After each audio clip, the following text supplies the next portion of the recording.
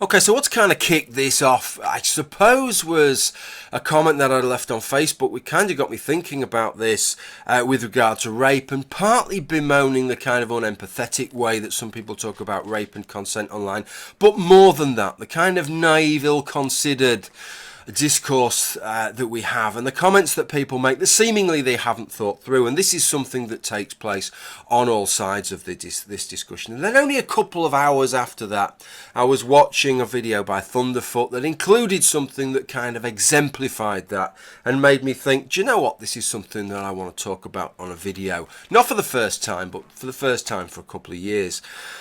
And it wasn't Thunderfoot, but Thunderfoot himself has, I mean, let's be honest, he said a few cringeworthy things himself, a few ill-thought-out things. His marvellous advice to act like a wasp stood out from a couple of years back. But on this occasion, it was Laci Green. And so I'm going to show you the footage of what Laci Green had to say that Thunderfoot had shown on his video. I went to watch her video is what I wanted to do because I wanted to check out that he wasn't quote mining her. And in fact, he wasn't. Now, before I show you the clip, I want to say two things. The first is that I am obviously not Laci Green's target audience. I am well aware of that. And two, I am absolutely sure that Laci Green is acting in good faith. She doesn't really want to criminalise people that don't deserve to be criminalised. I'm quite certain about that. What she wants to see is that people that are genuinely acting in bad faith get punished for what they are doing, and she wants to see people that deserve to be protected.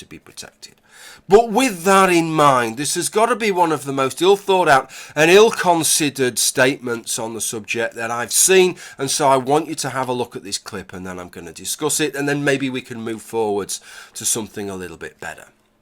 So now I want to talk about some situations where consent cannot happen, even with a verbal yes.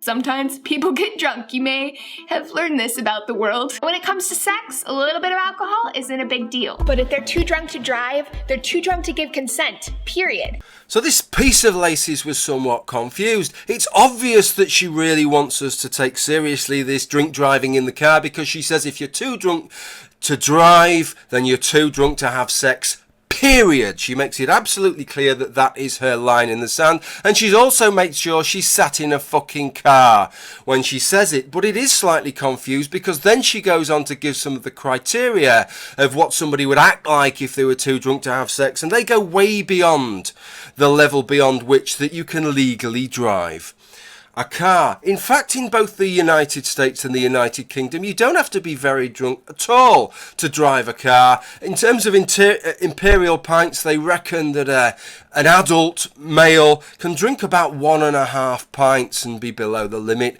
Once you've had 2 pints, you're probably going to be beyond that legal limit. 2 pints is not a lot of beer to drink. I've probably had sex when I've had 7 or 8 pints. So what I want to do is I want to look at the issues that I have with regard to what Laci said here and why it's so dangerous, this kind of ill-thought-out rhetoric that she's done here.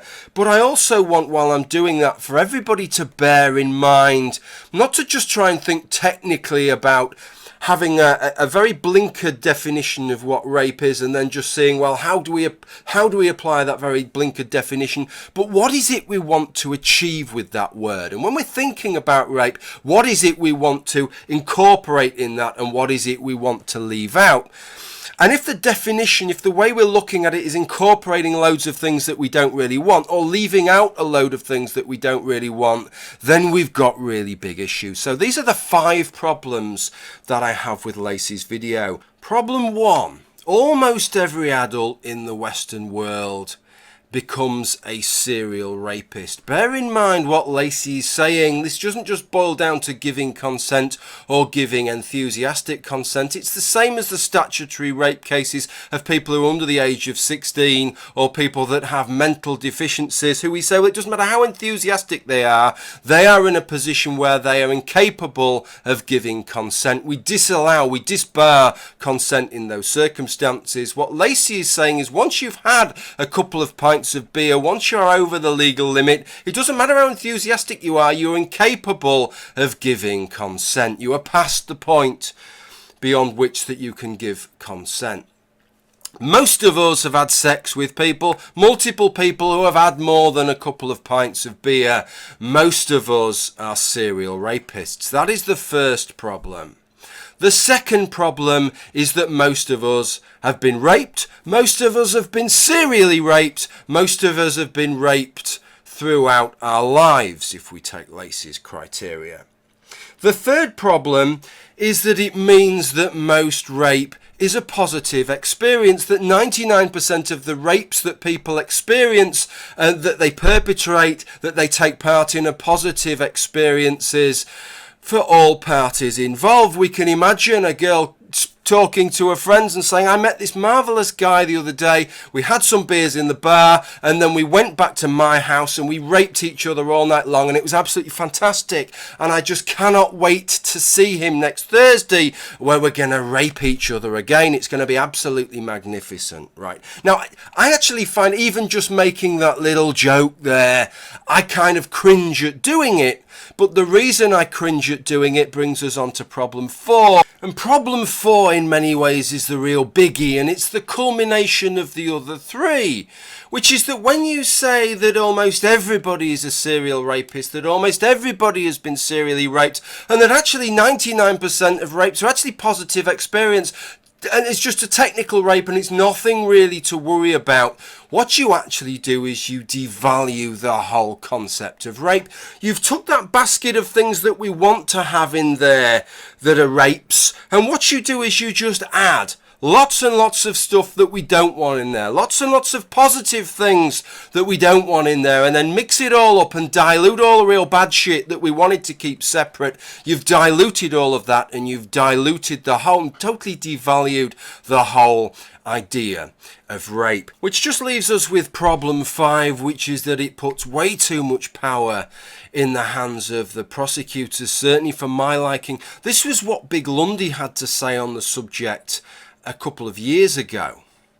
The anti-rape, drunk sexist rape people might say something along the lines of, well, what if 2 people are both drunk and have sex? Is that rape? Because that's just absurd. Well, strangely enough, yes, it really is rape. Both parties are raping both parties in that instance, because neither can give consent. And I know that seems absurd, but it's not. So to be fair to Big Lundy, then goes on to say, well, yeah, though these things may technically be rape, obviously it's in nobody's interest to prosecute in these circumstances, and so the authorities will use their discretion. But is that really how you want the law to function? Let's make as many things as possible illegal. Things that we don't really want to be regarded as illegal, we'll make them illegal, and then we will just trust the prosecution services, the attorneys or the Crown Prosecution Service in the United Kingdom, just trust them to make the right decision. Which of us is going to be criminalised? Which of us is going to go to prison? Which of us is going to have a criminal record?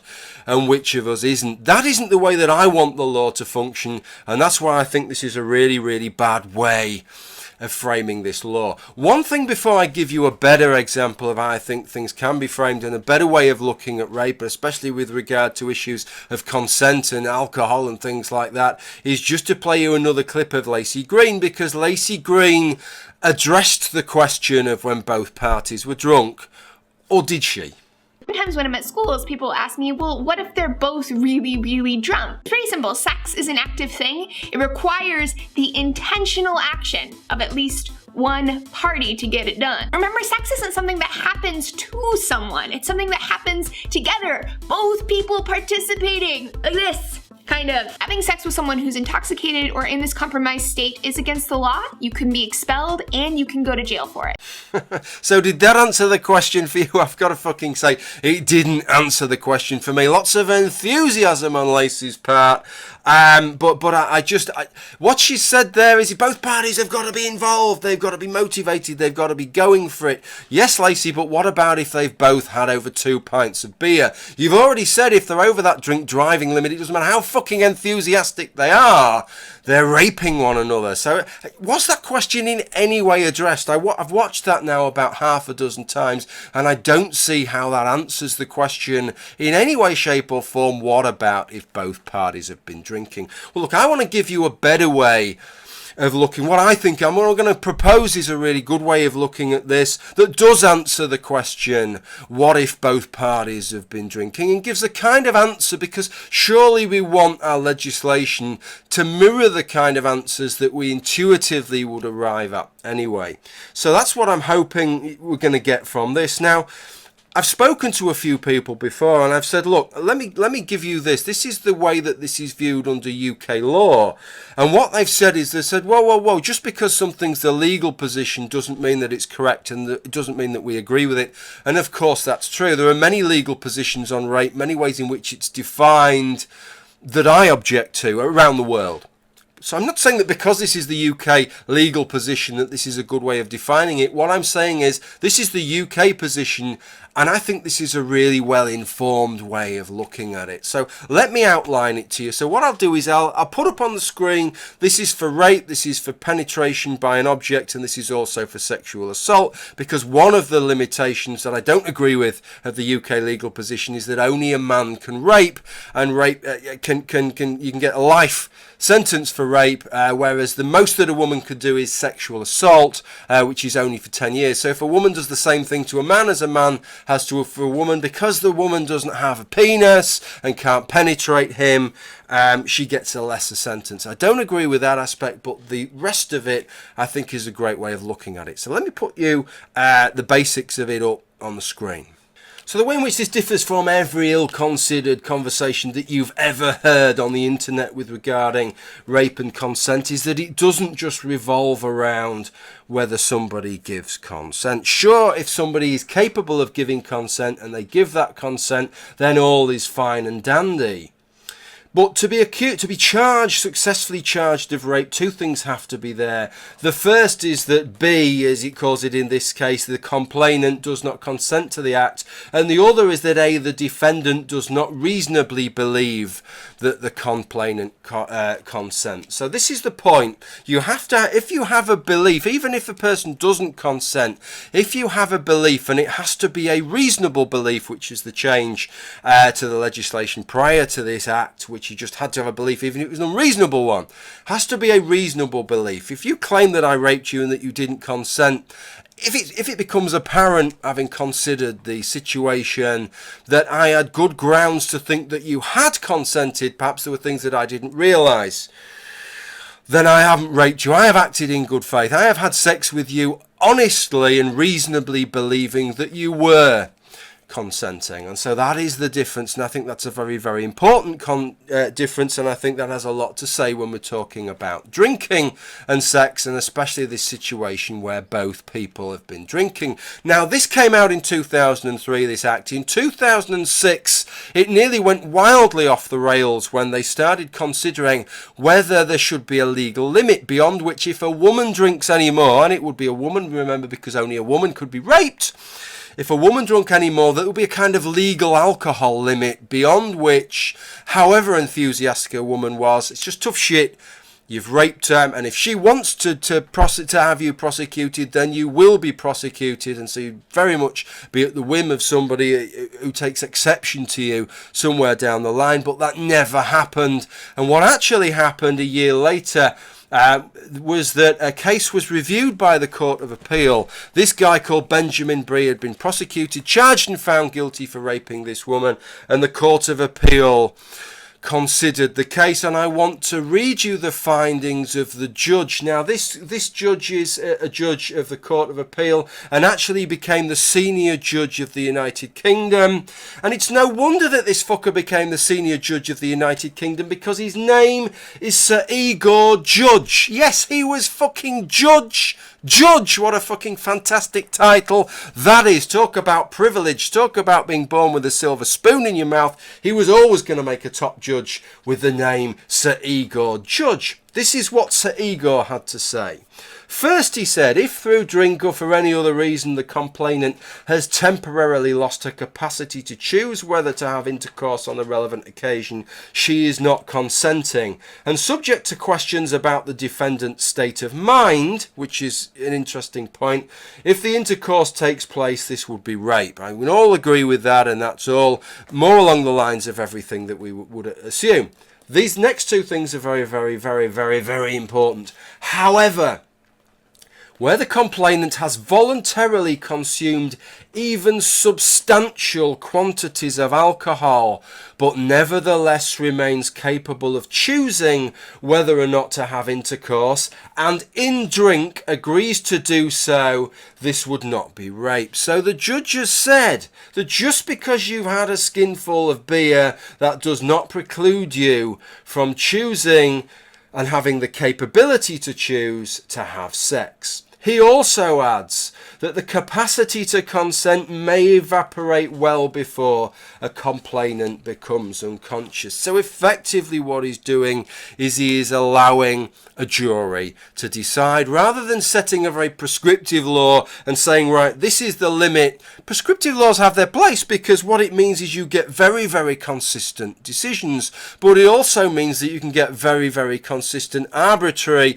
and ill thought out decisions that don't match how we feel about things.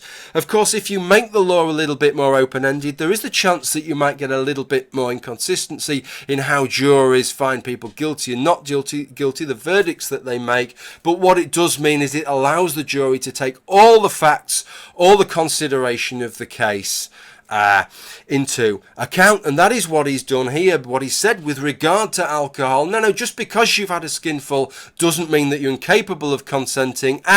But at the same stage, let's not just say that just because you're conscious that you were capable of consenting. This is for a jury to decide. And in fact, what a jury has to do is to look at the whole situation. And perhaps an interesting thing to consider is to juxtapose these situations where one party is very, very drunk and the other party is stone cold sober, and this situation that's always being brought up where both parties are very, very drunk, and how the law could potentially handle it different in this circumstance. Well, what you have is this idea of a reasonable belief of consent, and so we have this kind of reasonable person concept. Now, on the one hand, as I understand it, I'm not a legal eagle, but the reasonable person concept doesn't mean a reasonable drunk person. So even if you are drunk, to some extent you are being held as a defendant to the same standard as a sober person.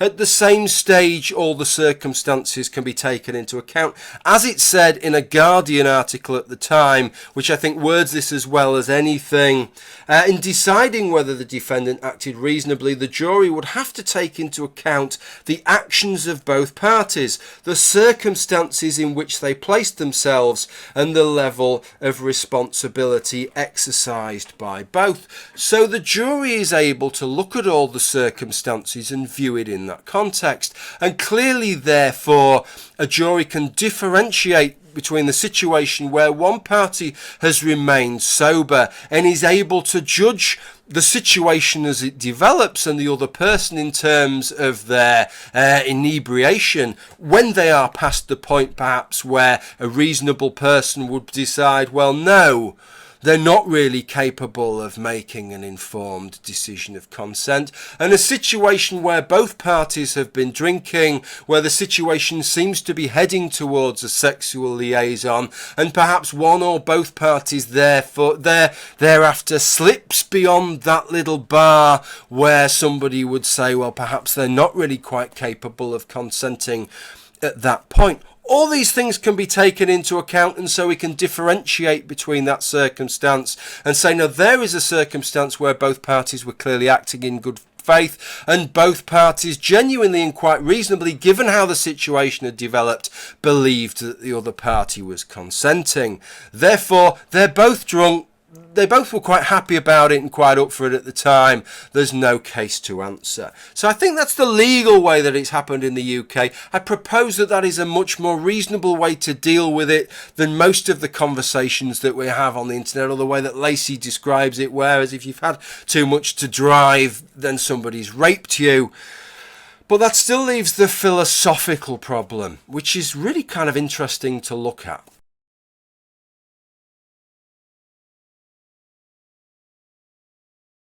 So this is what I see as the philosophical quandary, is that when we talk about whether somebody has been raped rather than whether somebody has raped somebody, where in terms of whether somebody has raped somebody, we might be including this idea of reasonable belief. And I hope I've sold it to you if that wasn't part of your mental model of it already. But when we consider that somebody's been raped, we tend not to think of that. We just tend to think about whether or not they've consented. That if somebody has had sex with you and you didn't consent, or that you weren't capable at the time of consenting, that you've been raped.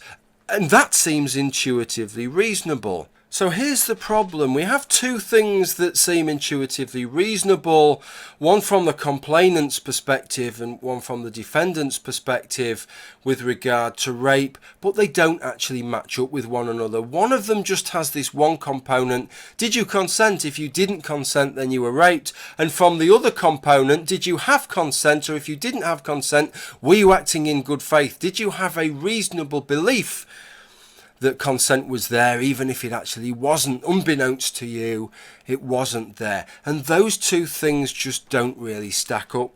So how do we address this? Well, there's probably two ways that we could address it. One is a little bit of a mindfuck, but it works something along the lines of, if I leave my mobile phone on the table, for example, and you take my mobile phone, I don't know that you've took my mobile phone. All I know is that my mobile phone's gone and that another person's took it. And I think most people would say, from my perspective, the mobile phone has been stolen, and most people would be happy about that.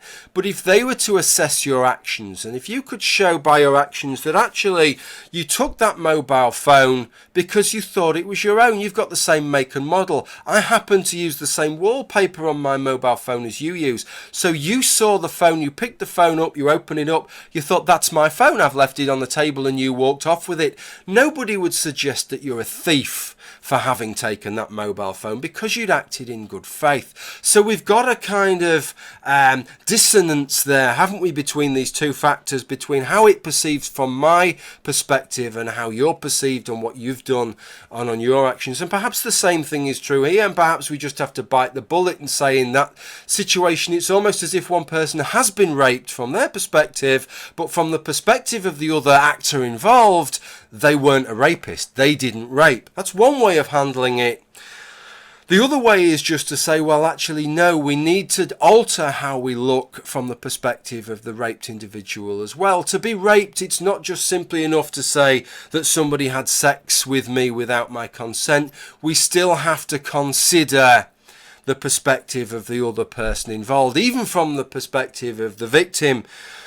Because after all, if I can provide some kind of foundation from that, the idea of consent isn't the only thing we consider in other circumstances. If I was under the age of 16, or if I had mental difficulties, even beyond the mental difficulties I obviously do have, I just thought I'd add that one before somebody else does, then even if I did seem to consent, even if I felt I'd consented, even if I was enthusiastic in my consent, everybody would say, no, Jim, your consent is not sufficient. You've been, not raped, but sexually assaulted.